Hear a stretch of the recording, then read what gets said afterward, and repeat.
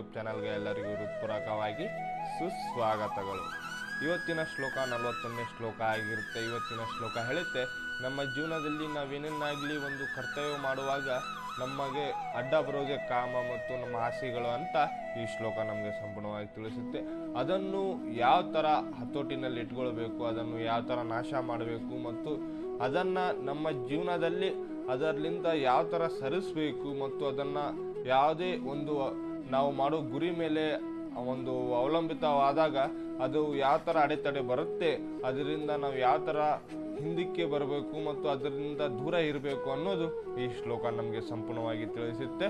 ಭರತ ವಂಶದ ಒಂದು ಅರ್ಜುನನು ಯಾವ ಥರ ಪಾಪ ಮತ್ತು ಪುಣ್ಯದ ಕೆಲಸವನ್ನು ಯಾವ ಥರ ಮಾಡಿ ಅದನ್ನು ನಾಶ ಮಾಡ್ತಾನೆ ಅಂತ ಶ್ರೀಕೃಷ್ಣ ಪರಮಾತ್ಮ 41ನೇ ಶ್ಲೋಕದಲ್ಲಿ ನಮಗೆ ಸಂಪೂರ್ಣವಾಗಿ ತಿಳಿಸಿದ್ದಾರೆ. ಹಾಗಾಗಿ ಈ ಶ್ಲೋಕವನ್ನು ಸಂಪೂರ್ಣವಾಗಿ ನೋಡಿ ಮತ್ತು ನನ್ನ ಚಾನಲ್ನ ನೀವು ಸಬ್ಸ್ಕ್ರೈಬ್ ಮಾಡಿಲ್ಲ ಅಂದರೆ ಸಬ್ಸ್ಕ್ರೈಬ್ ಮಾಡಿ. ಮತ್ತು ಇವತ್ತಿನ ಶ್ಲೋಕ 41ನೇ ಶ್ಲೋಕ ಆಗಿರುತ್ತೆ. ಹಾಗಾಗಿ ಈ ಶ್ಲೋಕವನ್ನು ಸಂಪೂರ್ಣವಾಗಿ ನೋಡಿ ಅಂತ ನಾನು ಭಾವಿಸ್ತೀನಿ. ಮತ್ತು 41ನೇ ಶ್ಲೋಕ ಏನಿದೆ ಮತ್ತು ಅದರ ಶ್ಲೋಕದ ಅರ್ಥ ಏನಿದೆ ಅಂತ ನಾವು ಇವತ್ತು ಸಂಪೂರ್ಣವಾಗಿ ತಿಳ್ಕೊಳ್ಳೋಣ ಮತ್ತು ಇವತ್ತು 41ನೇ ಶ್ಲೋಕನ ಚರ್ಚಿಸೋಣ. 41ನೇ ಶ್ಲೋಕದ ಅರ್ಥಪೂರ್ಣ ಏನು ಮತ್ತು ಅದರಲ್ಲಿ ನಮ್ಗೆ ಏನೇನೆಲ್ಲ ಸಂಬಂಧಪಡುತ್ತೆ ಅಂತ ನಾವು ಇವತ್ತು ತಿಳ್ಕೊಳ್ಳೋಣ ಬನ್ನಿ. ಇವತ್ತಿನ 41ನೇ ಶ್ಲೋಕ ಹೇಳುತ್ತೆ, ನಮ್ಮ ಜೀವನದ ನಾಶಗಳು ಯಾವ ಥರ ಮಾಡಬೇಕು ಅಂದರೆ ನಾವು ಮಾಡೋ ಪಾಪಗಳು ಮತ್ತು ಈ ಥರ ಕಾಮಗಳು ಅದನ್ನು ಯಾವ ಥರ ಸರಿಪಡಿಸ್ಕೊಳ್ಬೇಕು ಅನ್ನೋದು ಈ 41ನೇ ಶ್ಲೋಕ ನಮಗೆ ಸಂಪೂರ್ಣವಾಗಿ ತಿಳಿಸುತ್ತೆ ಬನ್ನಿ. 41ನೇ ಶ್ಲೋಕ ಹೇಳುತ್ತೆ, ತತ್ಸಮಂ ತತ್ವಮೀನ್ಯಾದ್ರಿ ಯಾಣೇ ದ್ರವ್ಯ ನಿಯಮ್ಯ ಭರತ ಶಂಭವ ಪಾಪಂ ಪುನಂ ಪ್ರಜ್ಯಾಹಿ ಯನಂ ಜ್ಞಾನಾಜ್ಞಾನಶ್ನಾಶಂ.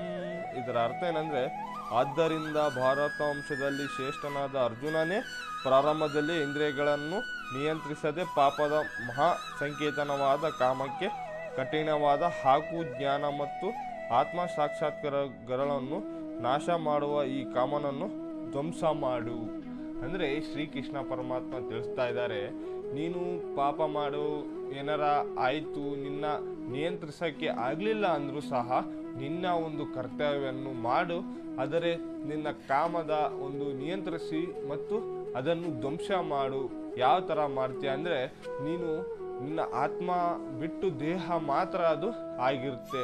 ಯಾವತ್ತಿಗೂ ಸಹ ನಿನ್ನ ಆತ್ಮದ ಮಾತು ಕೇಳು, ನಿನ್ನ ದೇಹದ ಮಾತು ಕೇಳಬೇಡ. ಇದಕ್ಕೆಂದರೆ ದೇಹ ಮತ್ತು ಮನಸ್ಸಿನಲ್ಲಿ ಇರುವುದು ಒಂದು ಒಳ್ಳೆಯ ವಿಚಾರಗಳು ಸಹ ಇದ್ದರೂ ಸಹ ಅದನ್ನು ಒಂದು ಹೊಚ್ಚು ಆಗುತ್ತೆ, ಅಂದರೆ ಹೊಂಚು ಹಾಕುತ್ತೆ. ಅದನ್ನು ನೀನು ಏನೋ ಒಂದು ಒಳ್ಳೆಯ ಕಾರ್ಯ ಮಾಡುವಾಗ ನಿನಗೆ ಅಡೆತಡೆಗಳು ಬರೋದೇ ಒಂದು ಆಸೆಗಳು, ಕಾಮ ಅಂತ ಶ್ರೀಕೃಷ್ಣ ಪರಮಾತ್ಮ ಅರ್ಜುನನಿಗೆ ತಿಳಿಸ್ತಾ ಇದ್ದಾರೆ.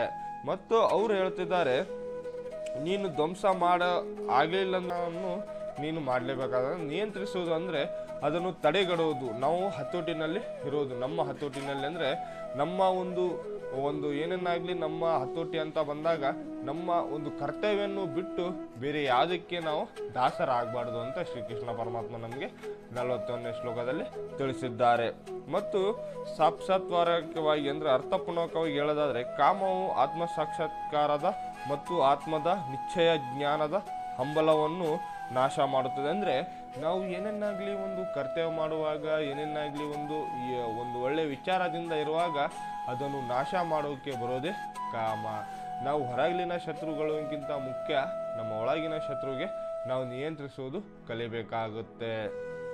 ಮತ್ತು ಇದು ಮನುಷ್ಯನ ಅತ್ಯಂತ ಪಾಪಿಯಾದ ಶತ್ರು. ಇದನ್ನು ನಿಯಂತ್ರಿಸಲು ಪ್ರಾರಂಭದಿಂದಲೂ ಇಂದ್ರಿಯಗಳನ್ನು ಹತೋಟಿಯಲ್ಲಿ ಇಡಬೇಕೆಂದು ಭಗವಂತನು ಅರ್ಜುನನಿಗೆ ಬೋಧಿಸಿದನು. ಅಂದರೆ ಶ್ರೀಕೃಷ್ಣ ಪರಮಾತ್ಮ ನಮ್ಮ ಶತ್ರುವನ್ನು ನಾವು ಯಾವ ಥರ ನೋಡ್ತೀವಿ ಅನ್ನೋದು ಇಂಪಾರ್ಟೆಂಟ್ ಅಲ್ಲ, ನಮ್ಮ ಶತ್ರುವನ್ನುಗೆ ಯಾವ ಥರ ನಿಯಂತ್ರಿಸ್ತೀವಿ, ಯಾವ ಥರ ನಮಗೆ ಅವ್ರಿಗೆ ಒಂದು ಅಲ್ಲಿಗೆ ಸ್ಟಾಪ್ ಮಾಡ್ತೀವಿ, ಅವರು ನಮ್ಮೊಡನೆ ಬರಬಾರ್ದು, ಅದನ್ನು ಅಲ್ಲಿಗೆ ಸ್ಟಾಪ್ ಮಾಡಬೇಕು ಅಂತ ನಮ್ಮ ಇಂದ್ರಿಯಗಳನ್ನು ಯಾವ ಥರ ಹತೋಟಿಯಲ್ಲಿ ಇಟ್ಕೊತೀವಿ, ಅಲ್ಲಿಗೆ ನಮ್ಮ ಒಂದು ಜೀವನ ಸಾರ್ಥಕ ಆಗುತ್ತೆ ಅಂತ ಶ್ರೀಕೃಷ್ಣ ಪರಮಾತ್ಮ ನಮಗೆ ತಿಳಿಸ್ತಾ ಇದ್ದಾರೆ. ಮತ್ತು ಜ್ಞಾನ ಅಂದರೆ ಆತ್ಮಾರವಾದದ್ದರಿಂದ ಭಿನ್ನವಾದ ಆತ್ಮದ ಜ್ಞಾನ. ಬೇರೆ ಮಾತುಗಳಲ್ಲಿ ಹೇಳೋದಾದರೆ ಇದು ಆತ್ಮವು ದೇಹವಲ್ಲ ಎನ್ನುವ ಅರಿವು ವಿಜ್ಞಾನ ಎನ್ನುವುದು ಆತ್ಮದ ಸ್ವರೂಪ ಮತ್ತು ಪರಮಾತ್ಮನೊಡನೆ ಅದರ ಸಂಬಂಧ ಇವುಗಳಿಗೆ ನಿಶ್ಚಯ ಜ್ಞಾನ. ಇದನ್ನು ಅಂದರೆ ನೀವೇನೇನಾಗಲಿ ಮಾಡುವಾಗ ಒಂದು ಪರಿವರ್ತನೆ ಅಂತ ಬಂದಾಗ ನಿಮ್ಮ ನಿಶ್ಚಯ ಆಗುವುದು ಎಂತೆಂಥ ಅಜ್ಞಾನಿಗಳು ಸಹ ಇದರ ಮುಂದೆ ಅದರ ಒಂದು ಹತೋಟಿಯನ್ನು ಕಳ್ಕೊಂಡ್ಬಿಟ್ಟಿದ್ದಾರೆ. ಅಂದರೆ ವಿಜ್ಞಾನಿಗಳು ಸಹ ಇದರ ಮುಂದೆ ಏನೂ ಸಾಧ್ಯವಿಲ್ಲ. ಇದನ್ನು ಭಗವಂತನ ಒಂದು ನಿಶ್ಚಯ ಆಗಿರುವ ಒಂದು ಪ್ರಕೃತಿ ಮತ್ತು ನಿಮ್ಮ ದೇಹದ ಒಂದು ಅಂಗಾಂಗ ಮತ್ತು ಇಂದ್ರಿಯಗಳಂತ ನಾವು ಭಾವಿಸ್ತೀವಿ ಅಂತ ಶ್ರೀಕೃಷ್ಣ ಪರಮಾತ್ಮ ನಮಗೆ ಸಂಪೂರ್ಣವಾಗಿ ತಿಳಿಸಿದ್ದಾರೆ. ಹಾಗಾಗಿ ನೀವು ಒಂದು ನಿಯಂತ್ರಣ ಅನ್ನೋದು ಒಂದು ಜೀವನದ ಸತ್ಯ ಆಗಿರುತ್ತೆ. ಹಾಗಾಗಿ ನಿಮ್ಮ ಒಂದು ಕರ್ತವ್ಯ ಮಾಡುವಾಗ ಈ ಥರ ಅಲಂಬಿತಕ ಯೋಚನೆಗಳು ಬಂದಾಗ ಏನೇ ಆಗಲಿ ಅದನ್ನು ನಿಯಂತ್ರಿಸೋಣ ಮಾಡುವುದು ಖಂಡಿತ ಆಗಿ ನಾನು ಇಷ್ಟಪಡ್ತೀನಿ. ಯಾಕಂದರೆ ಇದನ್ನು ಖಂಡಿತವಾಗಿ ನಾವು ನಿಲ್ಲಿಸಿದರೆ ನಮ್ಮ ಜೀವನದ ಅರಿವು ಅನ್ನೋದು ನಮಗೆ ತಿಳಿಯುತ್ತೆ. ಹಾಗಾಗಿ ಶ್ರೀ ಕೃಷ್ಣ ಪರಮಾತ್ಮ ತಿಳಿಸಿದ್ದಾರೆ, ನಿಮ್ಮ ದೇಹದಲ್ಲಿರೋ ಇಂದ್ರಿಯಗಳನ್ನು ಅವರ ಮಾತು ದಾಸರಾಗೋದಕ್ಕಿಂತ ನೀವು ಒಂದು ಒಳ್ಳೆಯ ವ್ಯಕ್ತಿಯಾಗಿ ಇರಿ ಅಂತ ಶ್ರೀಕೃಷ್ಣ ಪರಮಾತ್ಮ ನಮಗೆ ತಿಳಿಸ್ತಾ ಇದ್ದಾರೆ. ಹಾಗಾಗಿ ಈ 41ನೇ ಶ್ಲೋಕ ನಿಮಗೆ ಸಂಪೂರ್ಣವಾಗಿ ತಿಳಿದಿದೆ ಅಂತ ನಾನು ಭಾವಿಸ್ತೀನಿ. ಮತ್ತು 41ನೇ ಶ್ಲೋಕ ನಿಯಂತ್ರಿಸುವುದು ಅನ್ನೋದು ಈ ಶ್ಲೋಕ ನಮಗೆ ಸಂಪೂರ್ಣವಾಗಿ ತಿಳಿದಿದೆ ಅಂತ ಭಾವಿಸ್ತೀನಿ. ಈ ಶ್ಲೋಕವನ್ನು ಮುಕ್ತಾಯಗೊಳಿಸೋಕ್ಕಿಂತ ಮೊದಲು ಶ್ರೀಕೃಷ್ಣ ಪರಮಾತ್ಮನ ಒಂದು ಜಪ ಮಾಡೋಣ ಬನ್ನಿ. ಹರೇ ಕೃಷ್ಣ ಕೃಷ್ಣ ಕೃಷ್ಣ ಹರೇ ಹರೇ, ಹರೇ ರಾಮ್ ರಾಮ್ ರಾಮ್ ಹರೇ ಹರೇ. ಎಲ್ಲರಿಗೂ ಹೃತ್ಪೂರ್ವಕವಾಗಿ ನಮಸ್ಕಾರಗಳು.